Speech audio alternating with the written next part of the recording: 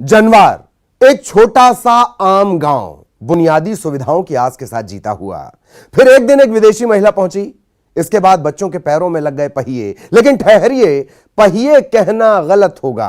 पहिए नहीं, ये पर थे, पंख थे, जिससे इस गांव ने कामयाबी के आसमान को ऊंचा नाप दिया। हौसलों की उड़ान तो ऐसे ही होती है, समूचा आकाश भी छोटा पड़ जाए।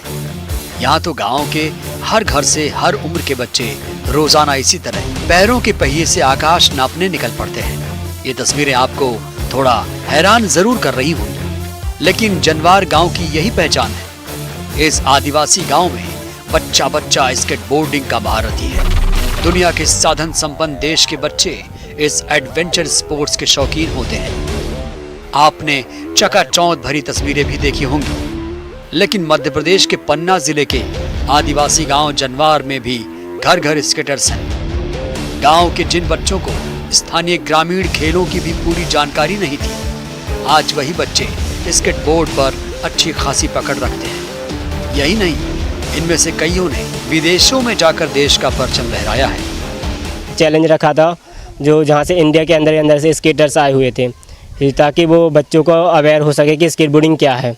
फिर ऐसे ही करते करते सीखते सीखते मैं और मेरे साथ में एक मेरा दोस्त रामकेश जिसका नाम है, वो हम लोग जर्मनी वगैरह घूमने गए थे। जर्मनी गए, बेल्जियम गए और पेरिस गए, बार्सिलोना गए। ऐसी जगह कंट्री में हम लोग घूमने गए स्केटबोर्डिंग के थ्रू पे। और उसके साथ साथ ही फिर 2018 में मैंने नेशनल से गोल्ड जीता था। ये कहानी कुछ फिल्मी है, मगर हकीकत स्केटर्स की ये कहानी मध्य प्रदेश के पन्ना जिला मुख्यालय से सटे गांव जनवार की है। ये गांव तब मूलभूत सुविधाओं के लिए भी तरस रहा था।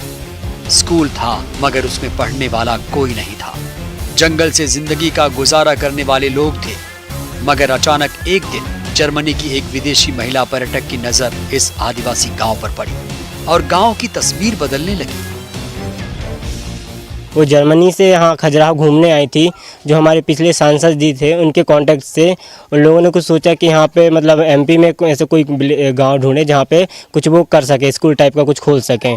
तो उनके दिमाग में ऐसे कुछ चल रहा था। स्केटबोर्डिंग के बारे में बताया तो बोला हाँ ये कर सकते हैं। तो यहाँ पर वो स्केटबोर्डिंग के लिए स्केट पार्क बन गया। तो फिर ऐसे करते करते फिर वो आप लोग यहाँ पे बाहर से कोच आया था, तो वो यहाँ पे सिखा रहे थे और बहुत सारे फॉरेनर्स आए थे, वो भी सिखा रहे थे। देख देख के बच्चे जिनसे अच्छा प्रेरित होते थे। जब जर्मनी की विदेशी महिला इस गांव में पहुंची तो देखा कि यहाँ के बच्चे स्केटिंग में अपना नाम कमा सकते हैं। फिर सबसे पहले यहाँ स्केट पार्क बनवाया। एक स्लोगन भी तैयार किया कि नो स्कूल नो स्केटिंग, मतलब जो बच्चे स्कूल जाएंगे उन बच्चों को ही स्केटिंग सीखने को मिलेगा। विदेशी महिला की पहल से बच्चे स्कूल पहुंचे और स्कूल खत्म होते ही ग्राउंड की तरफ पहुंच जाते थे। विदेशी कोच से बच्चों को स्केटिंग की ट्रेनिंग दिलवाई गई और फिर खुद इन हुनरमंद बच्चों को विदेशों तक ले गई। तब से आज तक लगातार ये बच्चे स्कूल के साथ साथ स्केटिंग की प्रैक्टिस करते हैं, वो भी सुविधाओं के अभाव में। जूते उसके बहुत ज़्यादा महंगे भी आते हैं, तो हम खुद से नहीं खरीद पाते हैं।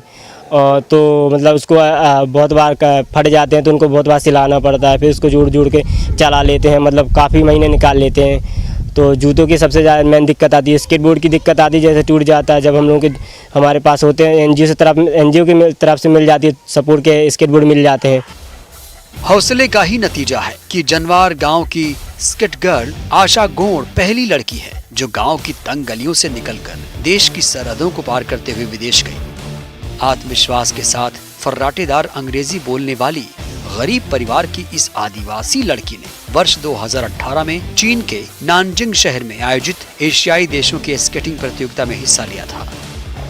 तो लोगों में ज़्यादा वो हो गई थी कि वो बाहर लेके जा रही है, तो मतलब मम्मी पापा को उसके ज़्यादा दबाव आता था कि गाँव वाले ताने मिलते थे कि इतनी बड़ी लड़की है यहाँ वहाँ भेज रहे हो, कुछ शर्म नहीं है, मतलब ये वगैरह, और क्या उसकी शादी नहीं कर सकते और जो ऐसे भगा रहे हो। फिर नहीं, मैंने मेरे पिताजी ने मतलब उनकी मम्मी पापा से बात की, बोला कि गांव वालों को तो ऐसा कहना ही है, उनका तो मुंह ही होता है कि कहते रहता है, तुम अपने में ध्यान दो बस। जो लड़की करना चाहती है उसकी, अभी बोली मुझे पढ़ना है खेलना है, तो उसके सपने पूरे होने दो। वो तो शादी है, एक ना एक दिन तो होती है, सभी की हुई है। करो जो बच्ची की नसीबा आ गई है तो उसको घूम खेल लेने दो।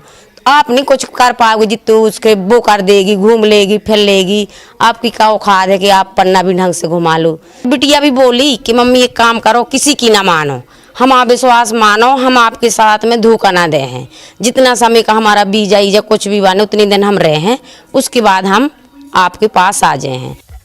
इन बच्चों को स्केटिंग के प्रति कितनी ललक है कि गांव के 3 साल से लेकर 18 से 19 साल के बच्चे नंगे पैर ही अपनी मंजिल की तरफ निकल पड़ते हैं। गिरते रहते हैं मगर स्केटिंग बंद नहीं करते। इन बच्चों की सोच अब ओलंपिक में जाने की है, लेकिन गरीबी उनके रास्ते में आ रही है।